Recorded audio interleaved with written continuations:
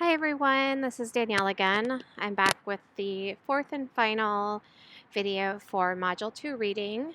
This one is on Chapter 8, using modifiers to add detail.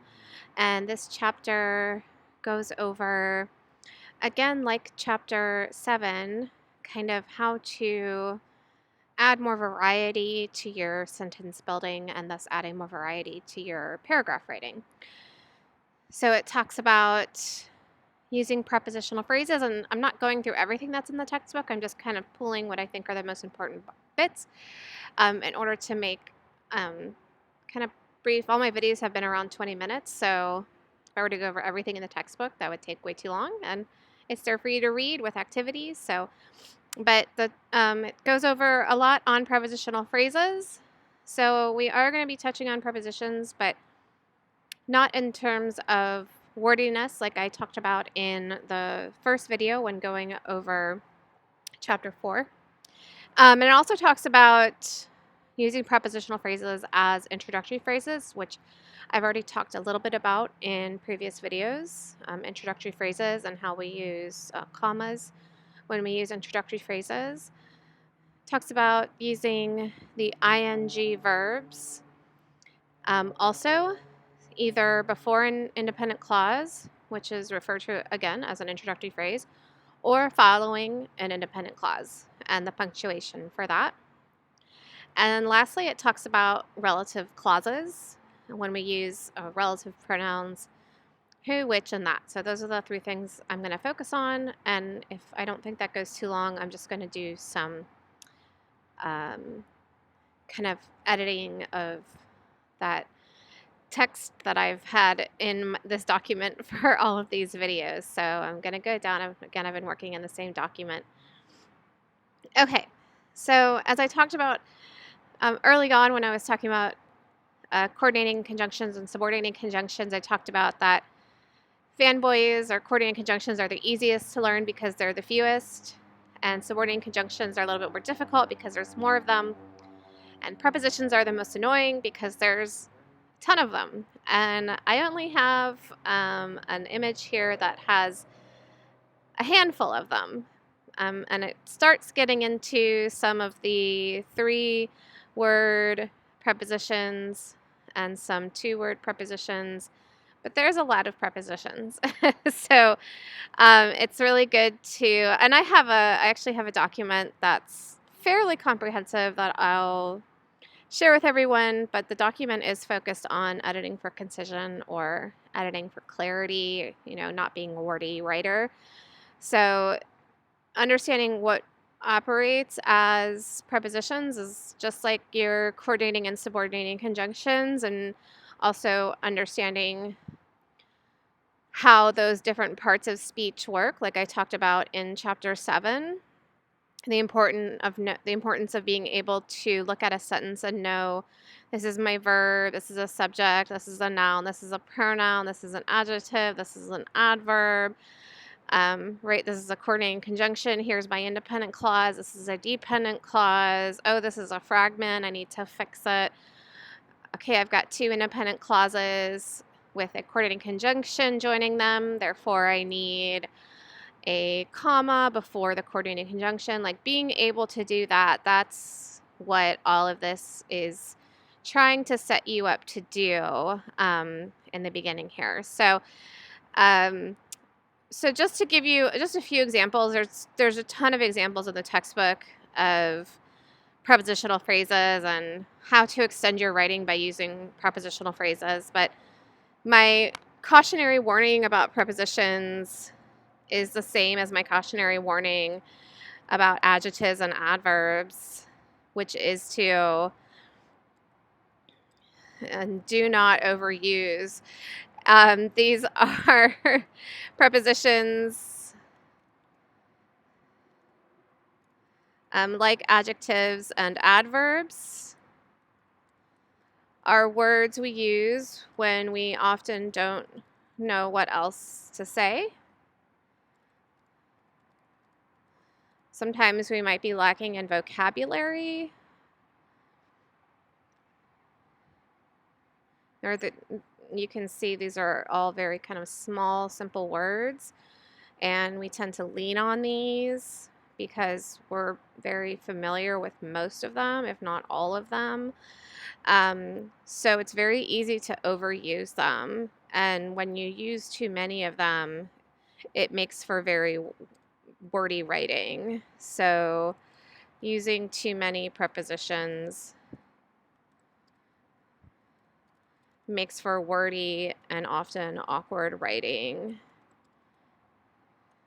Oh, I'll just put quickly there. I'm judging my own writing here. But so that's my cautionary warning about prepositions is, again, like adverbs and adjectives, it's good to understand. And we're not even really learning about prepositions. This is just learning about prepositional phrases as introductory phrases is really the purpose of this part of chapter 8. So it's not even really learning about prepositions proper. So I'm okay with that. And I've already talked about introductory phrases, so I don't feel like I had to spend a whole lot of time on this. And it's the same with ing verbs, that the emphasis on the ing verbs in the text is also on having ing verbs as an introductory phrase, or having a verbal introductory phrase versus a prepositional introductory phrase. Just like I showed subordinating conjunction introductory phrases with chapter 4. And so those shouldn't take me too long. Relative clauses will take me just a little bit longer to go over because it just takes a little bit more explanation, which is why I already have information written down for there. So I'm just going to quickly use my same boring example that I've been using, with the exception of my previous video on adjectives and adverbs with the verbs. So and I'll just blindly choose a preposition to start this with. And you can see here also that, again, as also works as a subordinating conjunction. So this also goes back to that. Is this word in this context working as a subordinating conjunction or a preposition, right? So that's not unusual to happen. It's not the most common thing, but I'm just going to try to not make it super complicated. But so I'll say, after Ollie wakes up,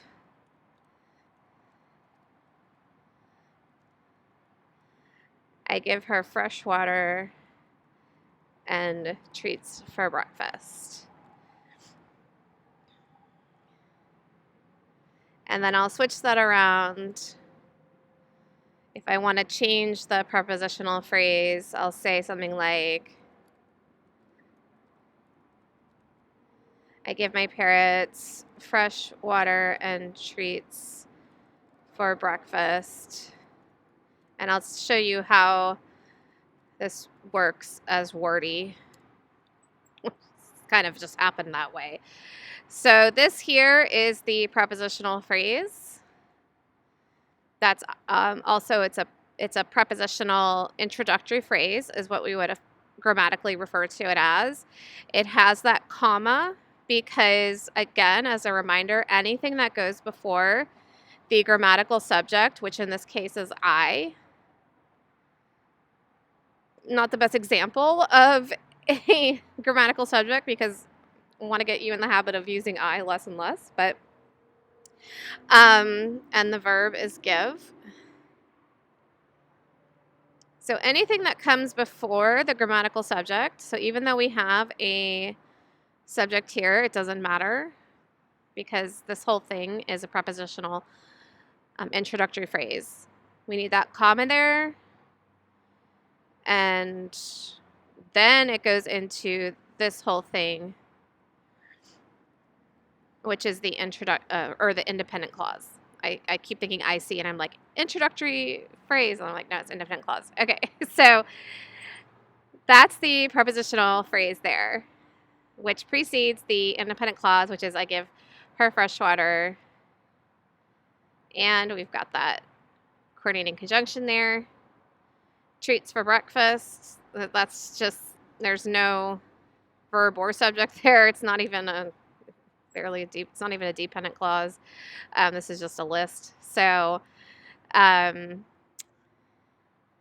this is a pronoun antecedent here, and these are just working as objects, freshwater and treats. This is a preposition here for breakfast. So, okay, and then down here, I put the prepositional phrase at the end of the sentence. So this sentence reads, I give my parents fresh water and treats for breakfast after they wake up. So I'm pretty sure I used the exact same words.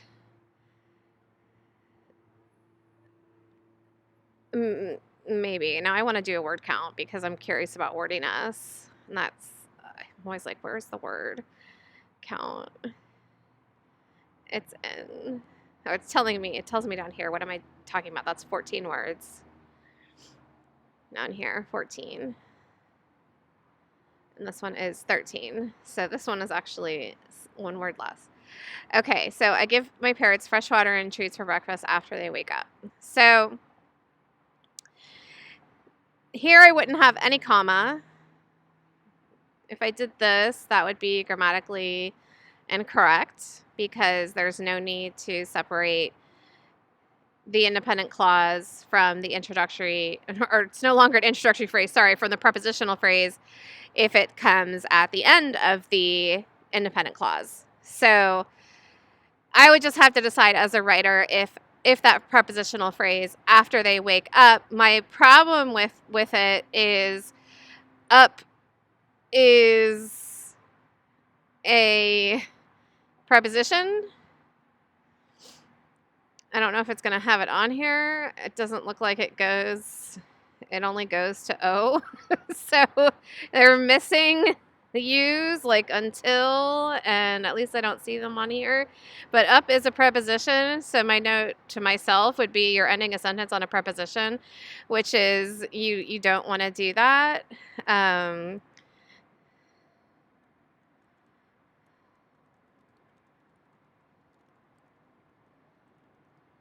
And that's because prepositions are called prepositions because they demonstrate. Now, wake up is also what we call a collocation, not to throw out like too many grammar words at you in these videos. But a collocation is just two words that naturally go together. It's a normal thing to teach when you're teaching. I have a lot of experience teaching English language learners. So collocation is just like wake, like you would always say wake up, like that. It's not hyphenated. It's not a compound noun, right? You would just say wake up. So it's a collocation, which means that there's a preposition that naturally goes with this word. And there's actually a lot of collocations in the English language. So I could make the argument that, well, it's a collocation, so it's okay. But at the same time, I would probably say I don't like it and it ends with a preposition and I'm not crazy about it. So I'd probably leave it, if I were writing this, I'd leave it as an introductory phrase. But if I were leaving it, if I had the prepositional phrase here, I would have to ask myself, do I need this information?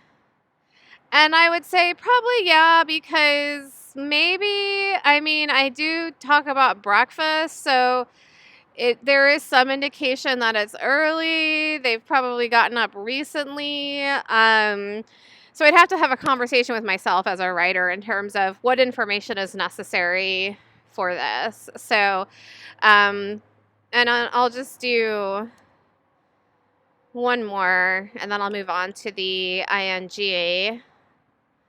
And let me just choose one more.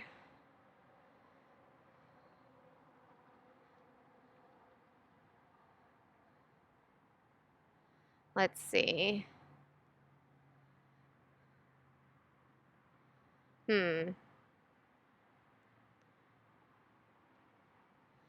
It's like when you want to write something, it never comes to you, right? Um,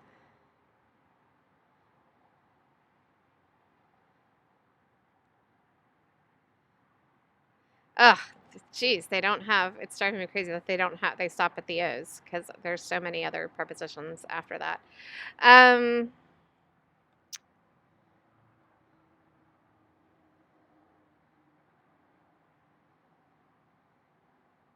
okay. I'll use in addition to.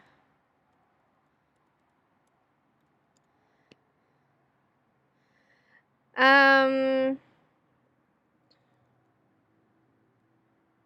oh no, I can use,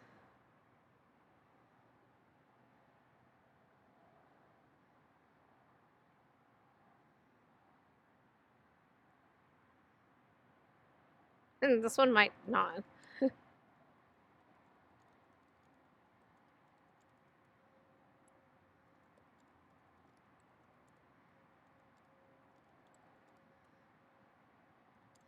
Okay.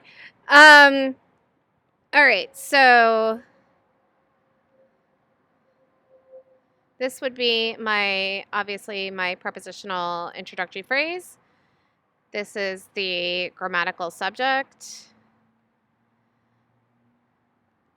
Cannot see is the full predicate for a verbal phrase. And then I have a prepositional phrase, because at is a preposition, at the end there to give more description, to extend my writing. So it's just that they cannot see. Obviously, they can see unless the bird is blind, but they have trouble seeing at night. So and then if I wanted to flip this and put um, this, and again, you can see I have the comma after the fool. This is a longer introductory phrase. Sometimes introductory phrases, whether it's a verbal introductory phrase, a prepositional introductory phrase, it doesn't matter. Sometimes they can be quite long. They can be like long sentence level introductory phrases.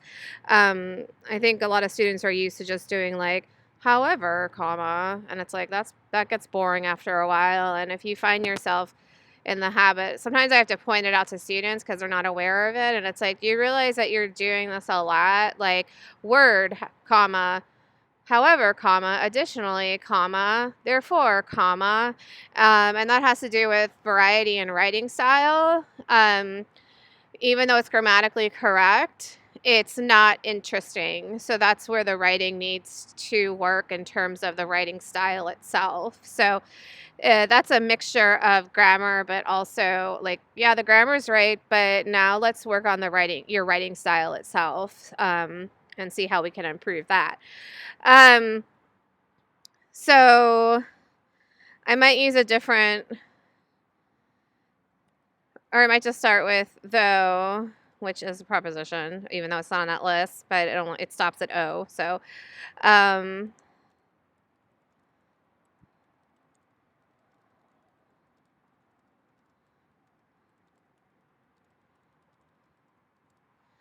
so I still used a, I did the same thing. I didn't intend to do that, but I just wrote another prepositional introductory phrase and just flipped around the ideas and wrote a much wordier sentence. So that is a big fail for me. So I also included a to be verb, which that's another indication, that's another cautionary warning, is when you find yourself using the to be verb a lot, it's like, stop using it, because that's passive voice, and you want to, unless you're writing about a experiment that you did in the lab,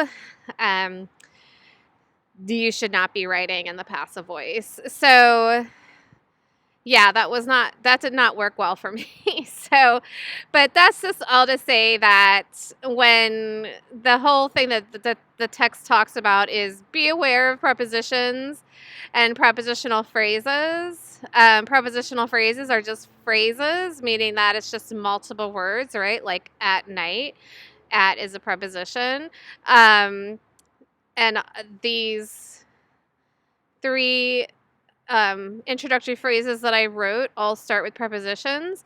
And so I wrote 3 introductory phrases that all start with prepositions to craft those prepositional introductory phrases. So that's the whole purpose of what the text is talking to you about when they're talking about prepositional phrases. Okay, so moving on to the ing verbs. It's the same thing.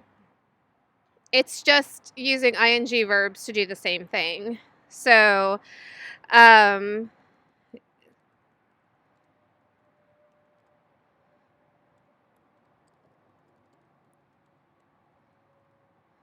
right? So the same thing. It's just using ing verbs. So a verbal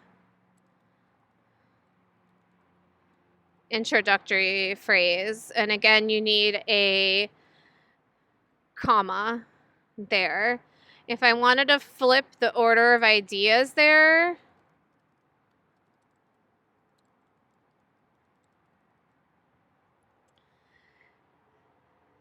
I had to actually, oh God, that's a preposition.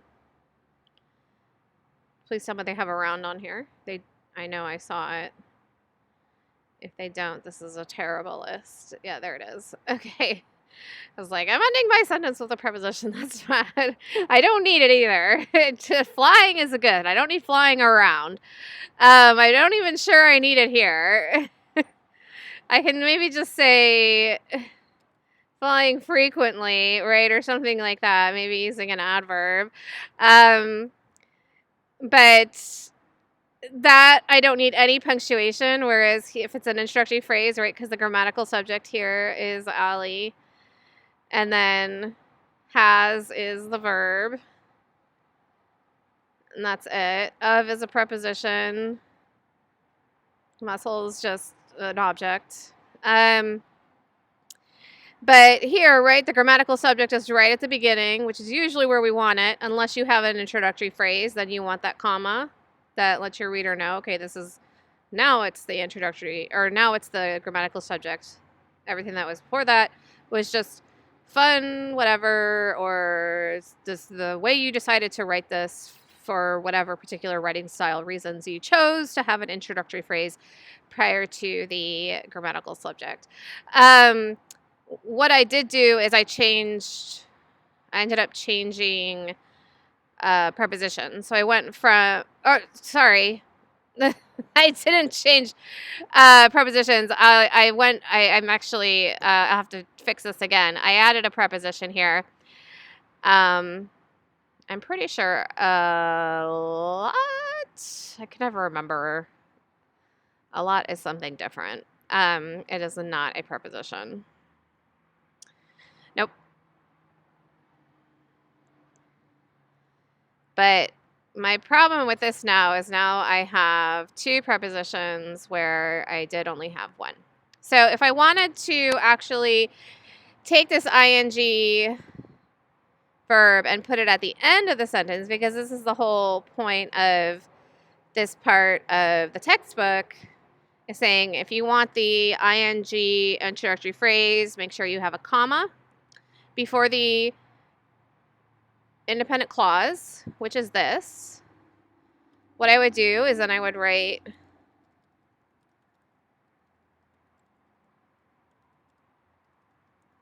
and this is just slightly differently, or just slightly different. Sorry, all the LYs is driving me a little crazy. Whereas in the prepositional where we worked with the prepositional phrases and I moved it to the end, even though you have that prepositional phrase or prepositional introductory phrase and there's a comma, if you move it to the end, there's no comma. If you're working with ing verbs, there's always a comma, whether it's at the beginning or the end. So that's what the textbook wanted you to know. So like Ollie has a lot of muscle, comma, flying frequently, and that's because it just has to be separated again from the independent clause. The prepositional phrase, if it comes after the independent clause, which is this, there's no separating it because it's just naturally extended. There needs to be no break because it's just more information. So that's how ing verbs work. If you add them after an independent clause, is if they come beforehand, they get a comma. If they come after, they also get a comma. All right, so that's just ing verbs. That's all your text wanted you to know. Didn't spend a whole lot of time on it.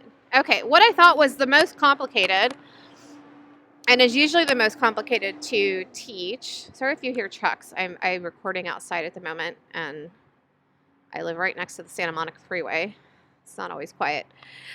Is relative clauses. It's a lot of information. For me, it's easy because I understand it. But what we're focusing on are these pronouns. These are what we call relative pronouns. So relative clauses, they modify. Wow, I really can't type today. Sorry, I've made so many of these videos today. I feel like I'm fizzling out. So they modify a noun or noun phrase, and they're introduced, usually, for the most part, they always are, by a relative pronoun. Very rare cases have I seen them not introduced by a relative pronoun. And these are the relative pronouns. Our textbook only focuses on these first three, but I just wanted you to be aware that whom and whose is the possessive of who, that whom and whose also falls under that list. But these are the three most common.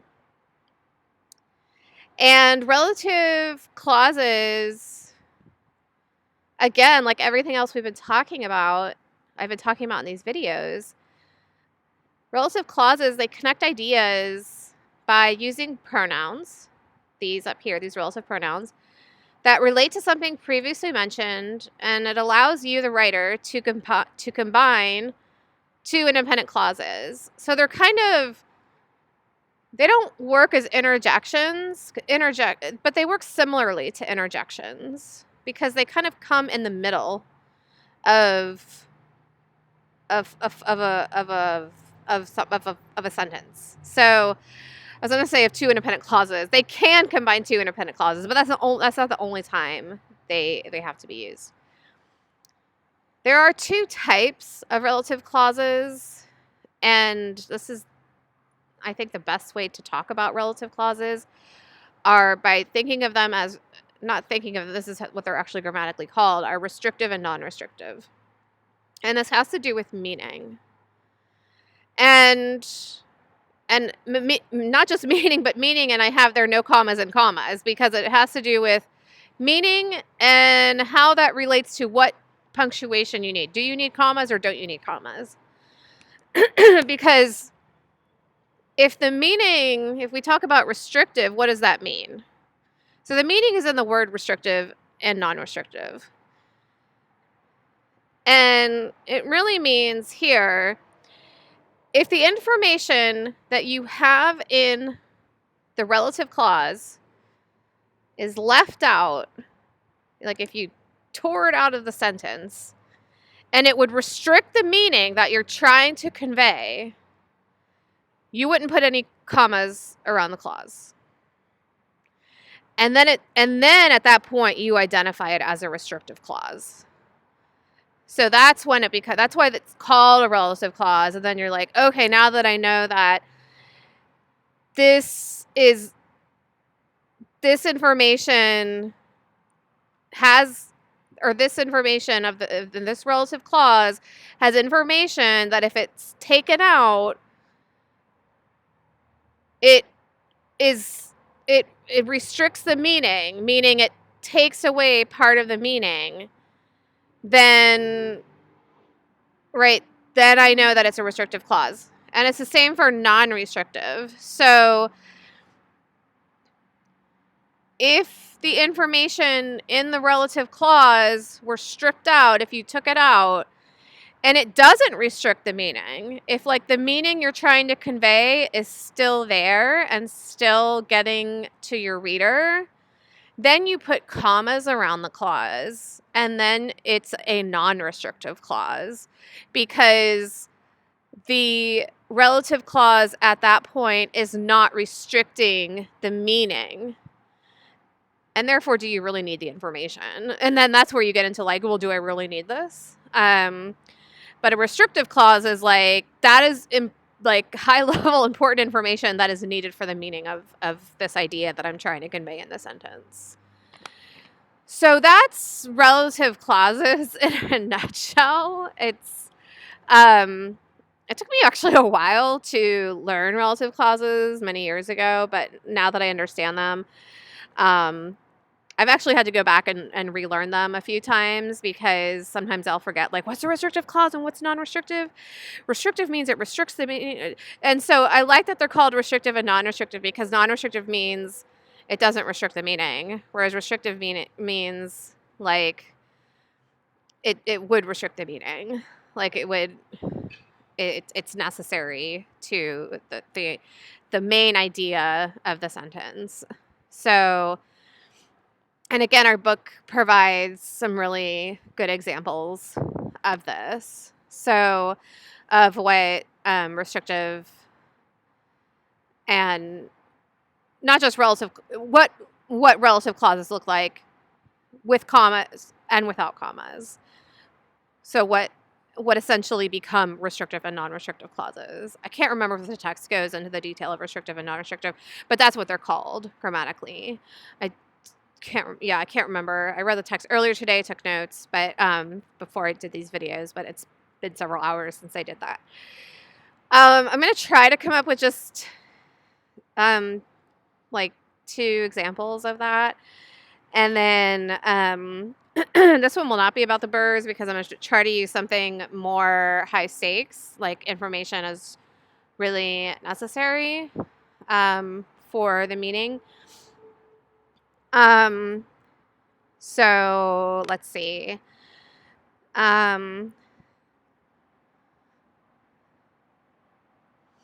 Okay. I probably should have. Okay.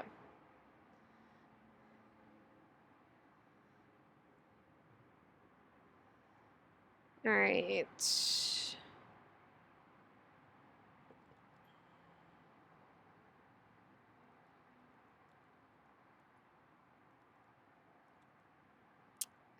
All right.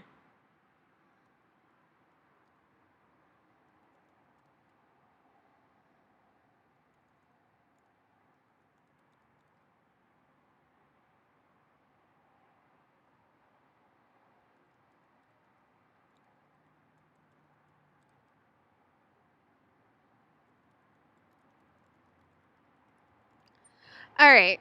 So, and I already did it wrong. I didn't do it wrong. I'm just going to fix it, because I realized I did a non-restrictive clause, but it's actually restrictive information. So, well, that's what you would have to ask yourself, right? So I just wrote, the person who stole my purse. Sorry, I'm making this super LA for some reason. This never happened. I'm just making stuff up on the fly. But the person who stole my purse, who was wearing a Dodgers shirt, right? I have that relative pronoun there.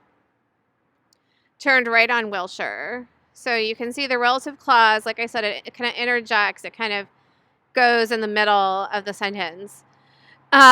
This would actually get no commas, because it's a restrictive clause. Because this information about the person wearing a Dodgers shirt would be important, say, if I were giving this information to the police. So if I just said the person who stole my purse turned right on Wilshire, the next question the police might have would be, do you know what they were wearing, or can you describe what they were wearing? So it's important information for slightly more high stakes situations. So this information would be important and necessary for the overall meaning of the sentence.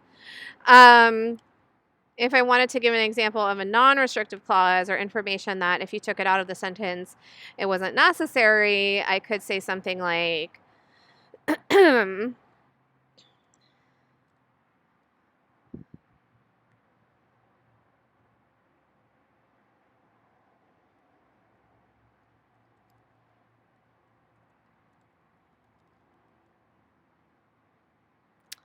I'm going to try to not use a human because let me use a witch. Try to use an object.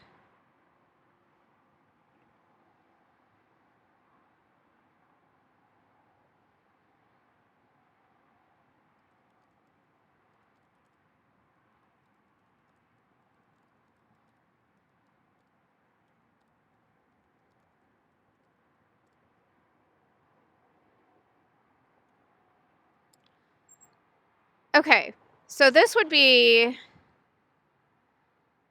I'm going to highlight the relative clauses in these. This one is, like I said, restrictive because there's no commas because it's important to the overall meaning. My bottle of water, which happens to be pink, again, which is that relative pronoun, is washed every day. Is it important for the reader to know that my water bottle is pink, which it is? No. Unless for some reason I was writing a paragraph about pink, which happens to be my favorite color, and I was talking about everything I owned that happens to be pink. So unless it's that context, which I'm not likely to write a paragraph about that because that would sound like not a very exciting paragraph. Otherwise, it's non-restrictive. It doesn't restrict the meaning. The main meaning of this sentence is my bottle of water gets washed every day. So whether it's pink, blue, black, green, or paisley, it doesn't matter.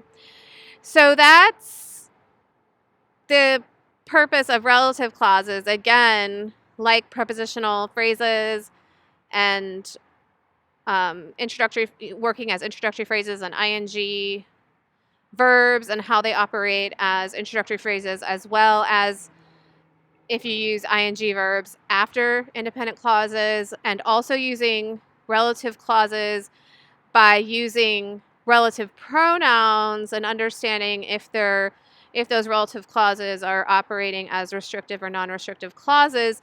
Those are all ways that this whole chapter, by its title, right, is saying here's the different types of ways that you can use different types of modifiers to add detail to your writing, right, by using these 3 different types of things.